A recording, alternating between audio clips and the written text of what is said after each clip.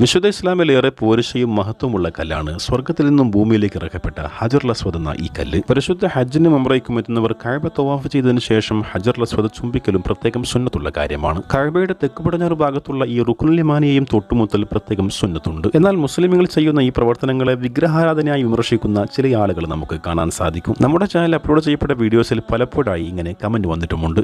എന്നാൽ അത്തരക്കാർ ആരാധനയും ആദരവും രണ്ട് തലങ്ങളാണെന്ന് മനസ്സിലാക്കണം. പരിശുദ്ധ കഅബക്കും ഹജറുൽ അസ്വദിനും മുസ്ലിമീങ്ങൾ നൽകുന്നത് ആദരവ് മാത്രമാണ്, ഒരിക്കലും ആരാധനയല്ല. ബഹുമാനപ്പെട്ട ഉമർ ഇബ്നുൽ ഖത്താബ് റളിയല്ലാഹു അൻഹു ഹജറുൽ അസ്വദിലേക്ക് നോക്കിയിട്ട് പറയുകയുണ്ടായി, എൻ്റെ ഹബീബ് റസൂൽ കരീം സ്വല്ലല്ലാഹു അലൈഹി വസല്ലം തങ്ങളെങ്ങാനും നിന്നെ ചുംബിച്ചില്ലായിരുന്നുവെങ്കിൽ ഒരിക്കലും ഞാൻ നിന്നെ ചുംബിക്കില്ലായിരുന്നു. അള്ളാഹുവിൻ്റെ പ്രവാചകനായ മുഹമ്മദ് നബി സ്വല്ലല്ലാഹു അലൈഹി വസല്ലം തങ്ങൾ പരിശുദ്ധ കഅബയ്ക്കും ഹജറുൽ അസ്വദിനും നൽകിയ ആദരവ് ഇന്നും മുസ്ലിമീങ്ങൾ അതേപടി പിൻപറ്റുന്നു. ഇവ രണ്ടിലും യാതൊരു ദിവ്യത്വവുമില്ലെന്ന് പൂർണ്ണമായും വിശ്വസിക്കുന്ന മുസ്ലിമീങ്ങൾ ആരാധിക്കുന്നത് ഏകനായ അള്ളാഹുവിനെ മാത്രം.